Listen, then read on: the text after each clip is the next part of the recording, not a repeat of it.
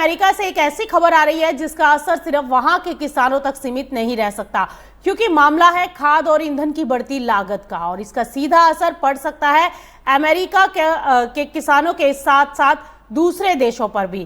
क्योंकि अमेरिका का किसान 2027 में गेहूं बोएगा, मक्का बोएगा या सोयाबीन की तरफ जाएगा, ये बड़ा सवाल है। क्योंकि यूएसडीए के चीफ इकोनॉमिस्ट जस्टिन बेनाविडेज ने भी बढ़ती उत्पादन लागत को लेकर चिंता जता दी है। दरअसल स्ट्रेट ऑफ हॉर्मुज में शिपिंग व्यवधान ने खाद और ऊर्जा की सप्लाई पर संकट गहरा दिया है और ये रास्ता क्योंकि विदेशी समुद्री फर्टिलाइजर व्यापार के लिए बेहद जरूरी है। और खास बात यह है कि शिपिंग सामान्य होने के बाद भी खाद की सप्लाई तुरंत सामान्य नहीं होगी। यूएसडीए के अनुसार कम से कम 4 से 6 महीने लग सकते हैं।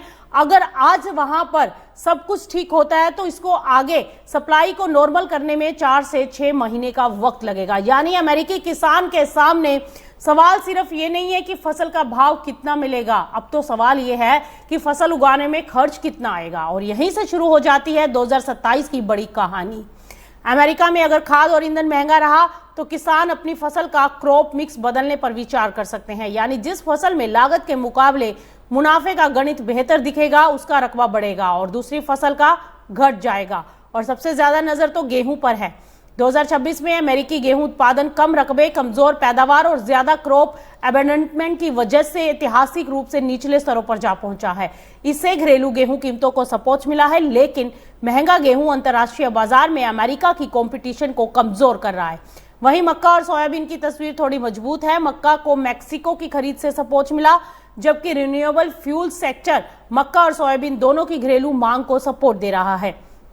तो अब ध्यान दीजिए, अगर अमेरिकी किसान 2027 में गेहूं से हटकर मक्का या सोयाबीन की तरफ ज्यादा जाते हैं तो इसका असर सिर्फ अमेरिका के खेतों तक नहीं होगा, क्योंकि अमेरिका दुनिया के बड़े कृषि उत्पादक और निर्यातकों में शामिल है।